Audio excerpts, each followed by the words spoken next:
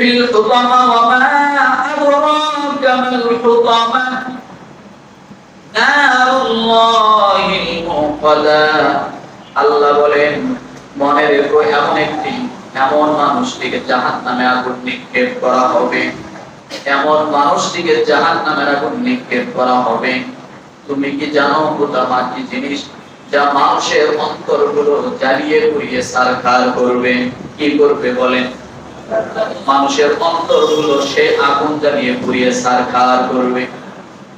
আমার ভাইরা, এই আয়াতগুলো যখন হযরত ওমর রাদিয়াল্লাহু তাআলা আনহুর সামনে উপস্থিত হয়ে গেল, হযরত ওমর রাদিয়াল্লাহু তাআলা আনহু নিরালা নির্জনে বসে বসে আয়াতগুলোর কথা চিন্তা করে আর কান্না করে। কারণ হযরত ওমর রাদিয়াল্লাহু তাআলা আনহু পিছনের জীবনের দিকে তাকাইয়া অনুতপ্ত কথা শিখি না, পিছনের জীবনগুলোর দিকে তাকাইয়া অনুতপ্ত অনুশোচনা সব সময় আল্লাহর কাছে কান্নাকাটি করে। হযরত ওমর রাদিয়াল্লাহু তাআলা আনহু যখন শুইতে যায়, বালিশের সঙ্গে যখন মাথা লাগায়, চোখ দিয়ে পানিগুলো টপ টপ করে গাল বেয়ে বেয়ে পড়ে। চোখের পানিগুলো দুই সাইড দিয়ে গড়িয়ে গড়িয়ে পড়ে। ডাক দিয়ে বলে, ওমর, নিজে ডাক দিয়ে বলে, ওমর, কিয়ামতের ময়দান যখন শুরু হয়ে যাবে, আল্লাহর আদালতের সামনে তুমি কি জবাব দেবে? জীবনের অনেকটা বছর তুমি গুনাহের মধ্যে লিপ্ত ছিলা, শিরকের মধ্যে লিপ্ত ছিলা, বিভিন্ন খুন খারাপের মধ্যে লিপ্ত ছিলা। এই কথাগুলো বারবার হযরত ওমর রাদিয়াল্লাহু তাআলা হৃদয়ের মধ্যে জাগ্রত করে দেয়। ডাক দিয়ে বলেন, জাহান্নামের অতল তলদেশে যখন হযরত ওমর চলে যাবে, সেদিন বাঁচানোর মতো কেউ থাকবে না। এইভাবে নিজের গুনাহের কথাগুলো বারবার হযরত ওমর রাদিয়াল্লাহু তাআলা বিভিন্ন ভাবে প্রকাশ করে এবং নিজেকে বারবার ধিক্কার দিতে লাগে যে আমি ওমরের অবস্থাটা কি হয়ে যাবে। বারবার যখন জাহান্নামের কথা মনে পড়ে যায়, হযরত ওমর হাউমাউ করে কান্নাকাটি শুরু করে। যেখানে যাক না কেন সেখানেই কেন জানি হযরত ওমরকে বারবার জাগ্রত করে দেয়। জাহান্নামের ভয় যেন বারবার থেকে তারা করে বসে। গাছের নিচের মধ্যে বসে আছে, ঘাসের উপরে বসে আছে। হযরত ওমর রাদিয়াল্লাহু তাআলা কান্না করতে করতে যখন বেহুশ পর্যায়ে চলে যায়, হঠাৎ করে ঘাসের একটা টুকরা, শুকনো একটা টুকরা হযরত ওমর রাদিয়াল্লাহু তাআলা হাতের মধ্যে উঠায় নিলেন। এমন নিবিড় ভাবে ঘাসের টুকরার দিকে তাকিয়ে আছে, না জানি কি যেন বিচক্ষণতা, কি যেন রিচার্জ করতেছে ঘাসের টুকরাটাকে নিয়ে। ওই ঘাসের টুকরা হাতের মধ্যে নিয়ে হযরত ওমর রাদিয়াল্লাহু তাআলা আল্লাহকে ডাক দিয়ে বলে, আল্লাহ, এই ঘাসের টুকরাকে তুমি সৃষ্টি করেছো, আমি ওমরকেও তুমি সৃষ্টি করেছো, কথা ঠিক কিনা? হযরত ওমর ঘাসের টুকরার দিকে তাকাইয়া ডাক দিয়ে বলে মালিককে ডাক দিয়ে বলে, আল্লাহ, এই ঘাসের টুকরাটা একদিন জীবিত ছিল, এই ঘাসের টুকরার একদিন যৌবন ছিল, এই ঘাসের টুকরার একদিন সবুজ শ্যামল ছিল, আবার এই ঘাসের টুকরার একদিন কোনো অস্তিত্ব ছিল না, কথা ঠিক কিনা? আল্লাহ নিজে অস্তিত্ব দিলেন।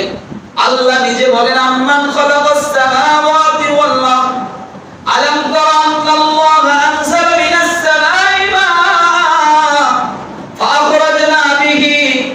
আল্লাহ নিজে বলেন, আসমান থেকে বৃষ্টি নাযিল হয়ে যায় আর জমিন থেকে এই সমস্ত শস্যগুলো উৎপাদন করে দেয়। আল্লাহ বলে, জ্ঞানী লোকদের জন্য এগুলা দেখে দেখে শিখার আছে, রিসার্চ করার আছে।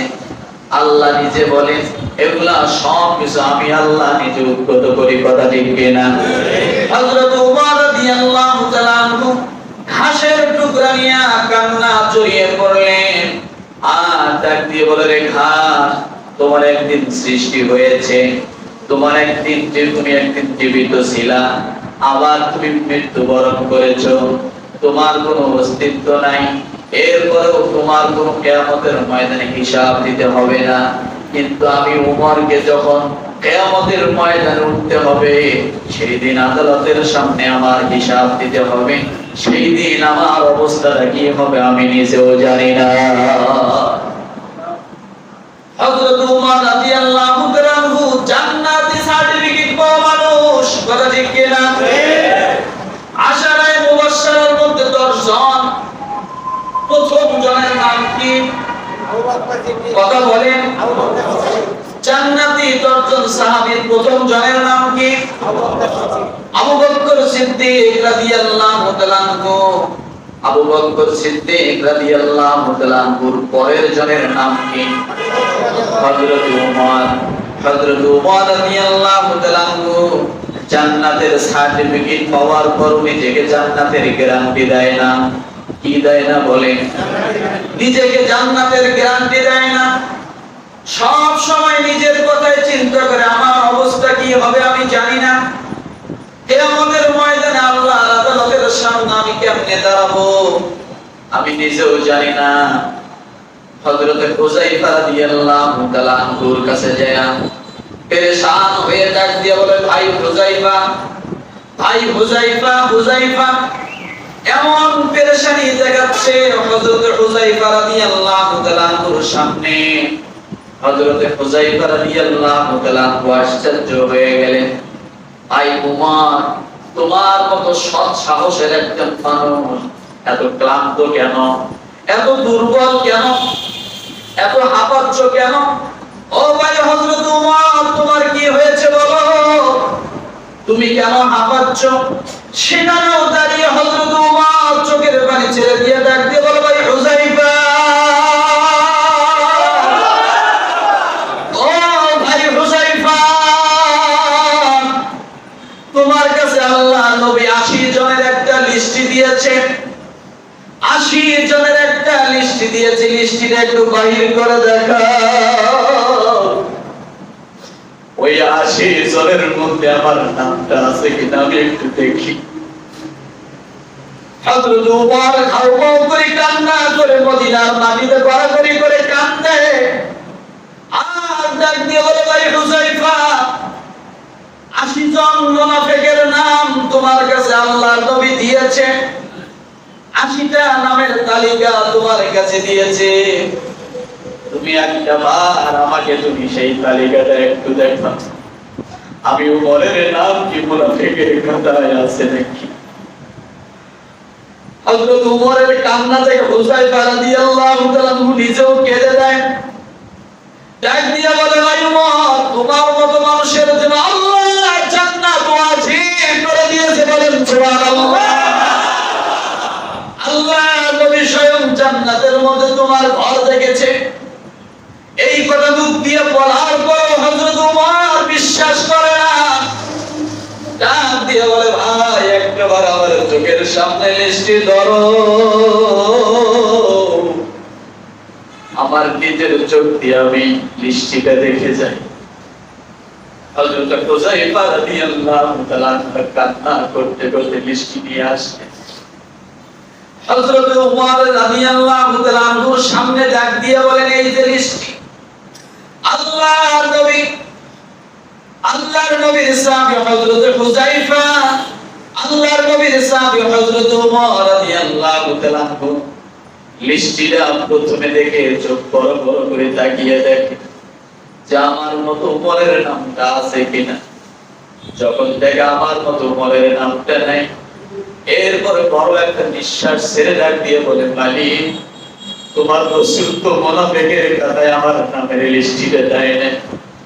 ওই কিয়ামতের ময়দান যখন শুরু হয়ে যাবে, আল্লাহ তোমার আদালত ছাড়া যখন আর কারো আদালত থাকবে না, ওই আদালতের মধ্যে আমার মতো উমরকে তুমি আল্লাহ দাঁড় করে রেখো না। আমার বাইরে যদি হয় হযরত উমরের কথা, যার জন্য জান্নাত আল্লাহ ওয়াজিব করে রাখলেন, যে যে জান্নাতের মধ্যে যে মানুষটা যে সমস্ত ঘরের মধ্যে থাকবে, ওই ঘরটা আল্লাহ রাসূলকে মিরাজের মধ্যে নিয়ে যে প্রদর্শন করাইলেন। আল্লাহ নবী ডাক দিয়া বলেন, মিরাজের পরের দিন এসে ডাক দিয়ে বলেন, ও মা, আমি জান্নাতের মধ্যে যখন ভ্রমণ করলাম, জান্নাতের গেটের মধ্যে লেখা দেখলাম এটা ওমরের ঘর। এত সুন্দর ঝলমল করতেছে, কিন্তু আমি নবীর মনটা চেয়েছিল ওমরের ঘরটা একটু প্রবেশ করি। আমার নবীর মনটা চেয়েছিল ওমরের ঘরটা একটু দেখে যাই জান্নাতের মধ্যে কেমন হবে। এই কথা বলার সঙ্গে সঙ্গে হযরত ওমরের চোখ দিয়ে পানি, ডাক দিয়ে বলেন, ইয়া রাসূলুল্লাহ, আপনি কেন আমার ঘরটা প্রদর্শন করলেন না? কেন আপনি আমার ঘরটা দেখে আসলেন? আল্লাহ নবী বলেন, হযরত ওমর, যে আল্লাহ তোমার সম্মানে তোমার জন্য জান্নাতের মধ্যে ঘরটা নির্মাণ করে রেখেছে, আমি নবীজি তোমার ঘরটা প্রদর্শন করলাম না। যে আল্লাহ তোমার সম্মানে যেহেতু ঘরটা নির্মাণ করেছে, সর্বপ্রথম তোমার পা দুটো যেন তোমার জান্নাতের মধ্যে তোমার ঘরে প্রবেশ করে দেয়। সেই হযরত ওমর ঘাসের খড়কুটা নিয়ে বারবার চিৎকার করে ডাক দিয়ে বলেন, ওমর, এই ঘাসের বিচার হবে না, কিন্তু তোমার বিচার হবে। কথা ঠিক কিনা? বারবার ঘাসটাকে ধরে ডাক দিয়ে বলে, রে ঘাস, তোমার বিচার হবে না, কিন্তু ওমরের বিচার হবে। ওমরের একদিন কোনো অস্তিত্বই ছিল না, কিন্তু আজকে ওমরের অস্তিত্ব হয়েছে। আল্লাহর আদালতে ডাক দিয়ে বলে, বারবার ডাক দিয়ে বলে, আল্লাহ, কিয়ামতের ময়দানে তুমি আমাদেরকে আযাবের মধ্যে পতিত করিও না। কিন্তু আজকে আমাদের অবস্থা একটু দেখেন, 5 ওয়াক্ত নামাজ যদি একটু সঠিকভাবে পড়ি, একজন বেনামাজিকে মানুষই মনে করি না। আছে না নাই? একজন বেনামাজিকে মানুষই মনে করি না, কিন্তু আল্লাহর নবীর হাদিস এটাকে বলে না। কথা হলো, পাপকে ঘৃণা করো, পাপীকে নয়। তাকে ঘৃণা করতে বলেছে? জোরে বলেন, পাপকে ঘৃণা করো, পাপীকে নয়। কিন্তু এইটা আমরা পার্থক্য করতে পারি না। পারি? কথা বলে আমরা এটা আজ পর্যন্ত কোনোদিন পার্থক্য করতে পারছি? পারি নাই। হাজার হাজার মানুষ, লক্ষ লক্ষ মানুষ নামাজ পড়বে, কিন্তু কিয়ামতের ময়দানে তার নামাজের সওয়াবগুলো ধুলার মধ্যে উড়ে যাবে। যাবে কি যাবে না? কিন্তু এমন একজন মানুষ এমন একটি কাজ করে ফেলেছে যা আল্লাহর আদালতে আল্লাহর আরশের মধ্যে ধাক্কা লেগেছে। আছে না নাই? এই জন্য কোন মানুষকে আপনি তিরস্কার করতে পারেন না, তার দোষ খুঁজে দাঁড়াইতে পারেন না। আপনি সারা জীবন মুমিন। আল্লাহ নবী বলেন, একজন মানুষ আমার ভয় হয়, একজন মানুষের প্রতি আমার ভয় হয়। সাহাবায়ে কেরাম প্রশ্ন করলেন, ইয়া রাসূলুল্লাহ, কাদের উপর ভয় হয়? যে একজন মানুষ সকালবেলা ঈমান আনবে, সারাদিন ঈমান থাকবে, সন্ধ্যাকালীন সময় হয়তো সে বেঈমান হয়ে মারা যাবে।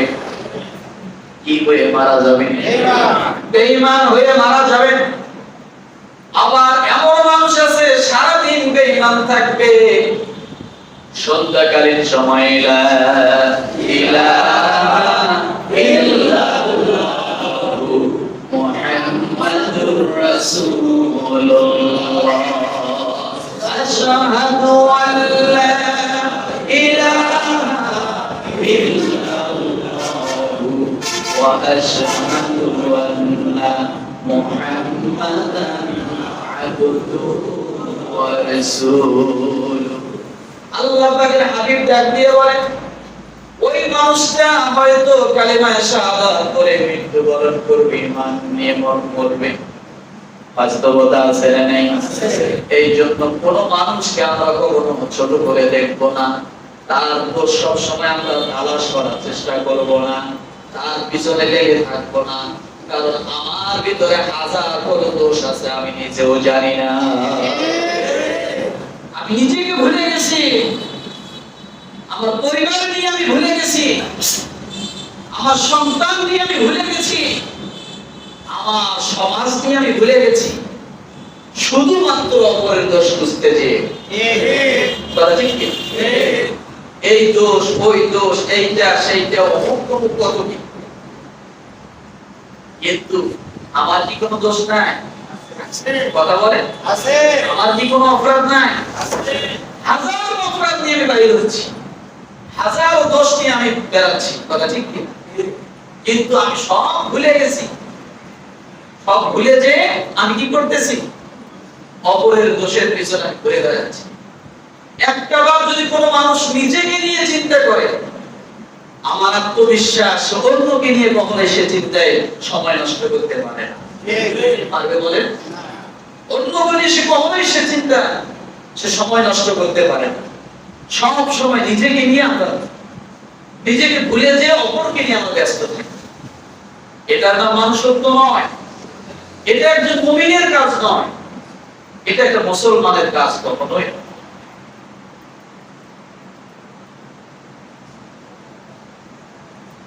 এটা একটা মুসলমানের কাজ কখনোই না।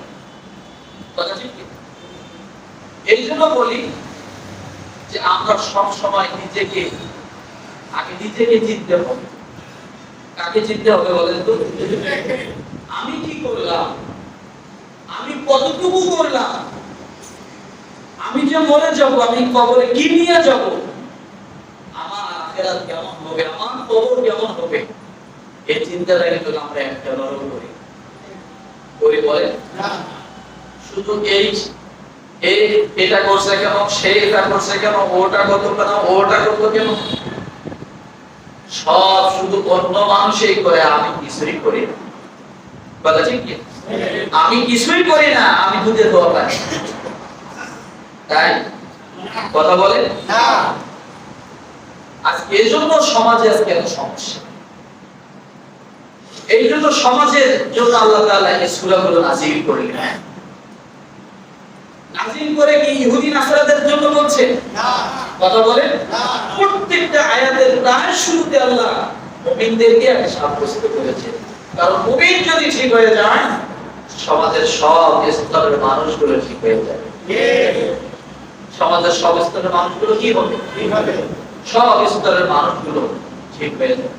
তাহলে আমরা সব সময় অন্য মানুষকে দোষারোপ করি, সঠিকটার ক্ষেত্রেও করি, বেঠিকটার ক্ষেত্রেও কি দোষারোপ করি। তাহলে দোষারোপ করা যাবে? কথা বলেন। এরপর রব্বুল আলামিন বলেন, ওয়ালা তানাবাযু বিল আলকাব বিসাল ইসমুল ফুসুক বাদাল ঈমান ওয়া মান লাম ইয়াতুব ফাউলাইকা হুমুজ যালিমুন। দ্বিতীয় নম্বরে আল্লাহ বলেন, তোমরা মন্দ নামে কেউ কাউকে দেখো না।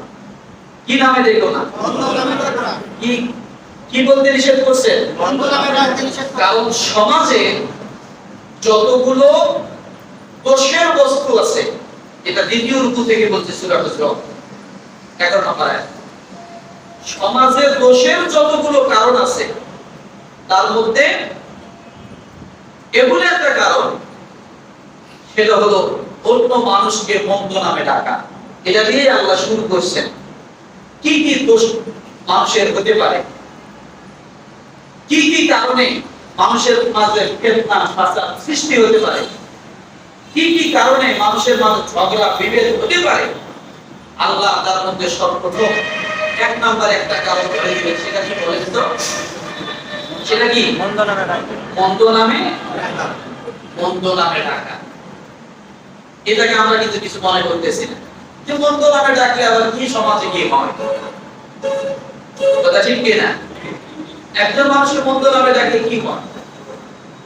একজন মানুষের কোন কারণে কোন দুর্ঘটনায় একটি চোখ নষ্ট হয়ে গেছে,